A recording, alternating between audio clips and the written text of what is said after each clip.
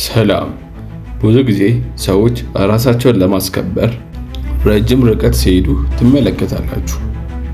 የሰው ልጅ ትክክለኛ ተከበረ የሚባለው ክብርን ከሰው መጠየቅ ያቆመ ቀን ነው። ስለ ጮኻችሁ ብቻ ክብርን አታገኙም። አቅም እንዳላችሁ ማሳየታችሁም ያንን የፈለጋችሁትን ክብር ያመጣላችኋል ማለት አይደለም። በጣም ቅን ስለሆናችሁ ወይም በበጎነትና በደግነት እከበራለሁ ብላችሁ ካሰባችሁ እሱ እዚህ ዓለም ላይ አይሰራም።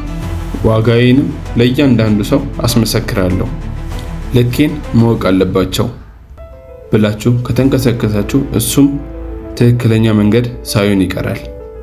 የሰው ልጅ የምርም እናንተን እያከበራችሁ የሚመጣው እናንተን ተመልክቷችሁ አይ ከዚህ ሰው ምንም አይነት ጥል አልፈልግም ወይም ደግሞ ምንም የማያጓባኝን ነገር አልፈልግም ብሎ ሲያስብ ነው።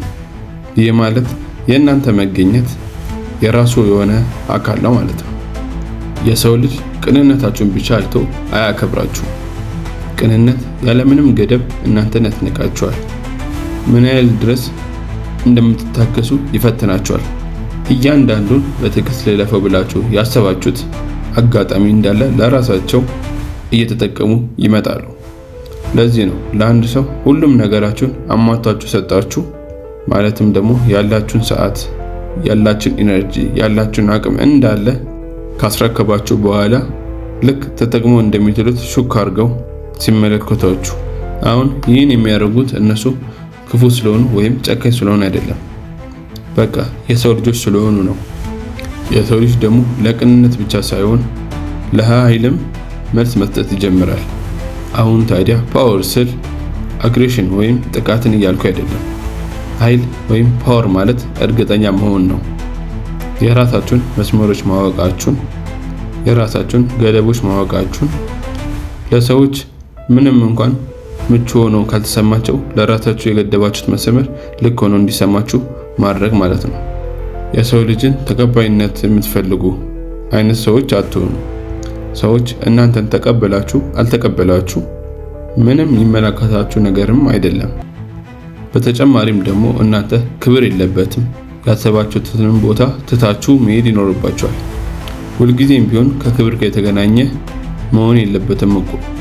የእናንተን ቪዥን፣ የእናንተን ራዕይ ሰፖርት የሚያደርግ ወይም ደግሞ ወደዛ የሚያስጠጋ ማንኛውም አይነት ነገር ለመተው ዝግጁ ናችሁ። ይህ እርምጃችሁ ብቻ በእናንተና በዓለም መካከል ያለውን ልዩነት በትልቁ እየለወጠ ይመጣል።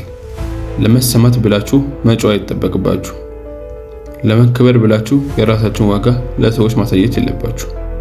ነገር ግን ራሳችሁን የምትመለከቱበትና ራሳችሁን የምትይዙበት መንገድ የእናንተን ዋጋ ልብ ያላልና እናንተን እየናቀ ያለ ሰው እየታገሳችሁ የመቀጠል ምንም አይነት ርኅራኄ እንደሌላችሁ ስታሳዩ የዛኔ ነው የሰው ልጅ እናንተን ማክበር የሚጀምረው። በጣም ብዙ ሰው ጨዋታውን የሚስተው እዚህ መንገድ ላይ ነው። ሌሎች ሰዎች ጥሏቸው እንዳይሄዱ ብለው እነሱ ላይ ሄደው ጥብቅ ማለትን ይፈልጋሉ።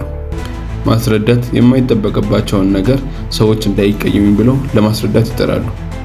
ከሁሉም ነገር የሚያስፈራቸው ነገር ደግሞ የሰው ልጆች እኔም ባይረዱኝስ ብለው መስጋት ሲጀምሩ ነው። የዛ ሰዓት እነሱ ውስጥ ያለው ሁሉም ኃይል ከነሱ ወጥቷል ማለት ነው። ኃይላቸውን ከራሳቸው ውስጥ አወጥተው ሰዎች ጋር አስቀምጠዋል ማለት ነው። አሁን ታዲያ ያንን ኃይል መልሼ እፈልገዋለሁ።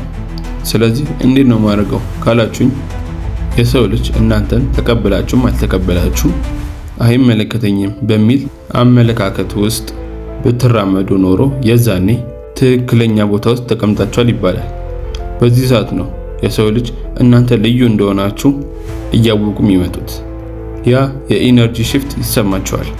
እነሱን ለማማረክ ወይም እነሱን ለማስደመም ምንም አይነት ነገር እያደረጋችሁ አለመሆኑ ሲገነዘቡ እናንተን ከፍ አድርገው መመልከት ይጀምራሉ። ምክንያቱም እናንተ እነሱን ከፍ አድርጋችሁ የተመለከታችሁ አይደለም፣ ከመጡም ይምጡ ከሄዱም ይሄዱ የሚል አመለካከት ይዛችኋልና።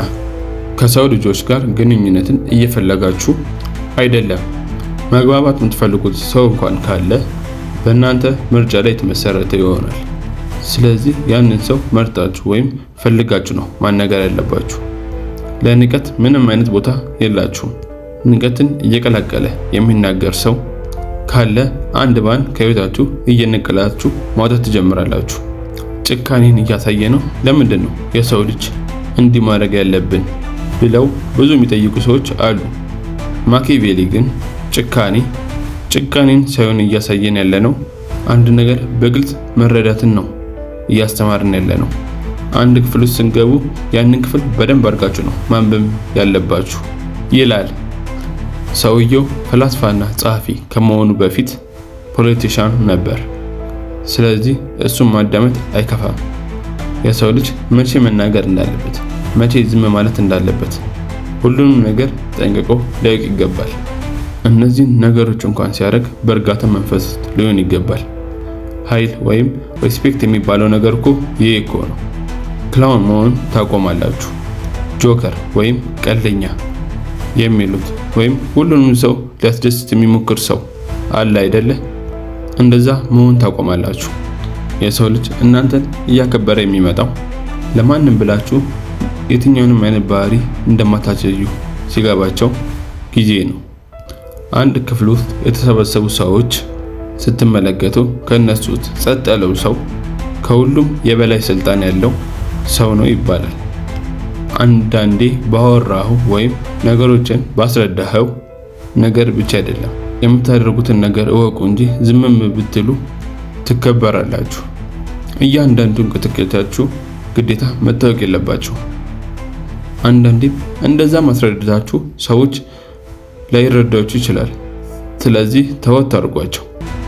አንዳንዴ ዝምታችሁ ሲበዛ እያንዳንዱን እንቅስቃሴያችሁን ለሰዎች ማስረዳት ስታቆሙ ሰዎች ስለናንተ ማወቅ እየፈለጉ ውስጣችሁ ያለውን ጥያቄ እያበዙ ይመጣሉ። ከዛው ልጅ ባህሪ ውስጥ አንዱ ቴስቲንግ ወይም ደግሞ መፈተን ነው ብያቸዋለሁ። ይህ ሰው ምን ያክል ሊታገሰኝ ይችላል ብለው ማሰብን ይፈልጋሉ። ስለዚህ እናንተን እየገፉ ማስጠጋት እስከሚችሉ ድረስ ያስጠጋሉ። አሁን ያን ያህል እየገፉ ማያርቋችሁ ለምንድን ነው የሚፈታተኑኝ ካላችሁ ደግሞ ስለሚጠሏችሁ አይደለም። አንዳንዴም አስበው የሚያደርጉ ነገር አይደለም። ይህ ሰው ምን ያክል ሊታገሰኝ ይችላል ብለው ማወቅ ስለፈለጉ ብቻ ነው። ከእናንተ ጋር ብቻ የሚገናኝ ነገር አይደለም። በቃ የሰው ልጅ ባህሪ ነው። እያንዳንዱ ሰው በዚህ መንገድ ሰውን ይፈትናል። እርስ በእርስ የሰው ልጅ እየተፈታተነ ነው የሚሄደው። ታዲያ እነዚህ ፈተናዎች እናንተ ጋር መምጣታቸው አይቀርም። ስለዚህ በዛ ሰዓት እናንተ ምንም የማይንቀሳቀሳቸው ነገር እንደሌለ ልብ ሲሉ ወዲያውኑ ገደቡን ለይተው አውቀውታል ማለት ነው።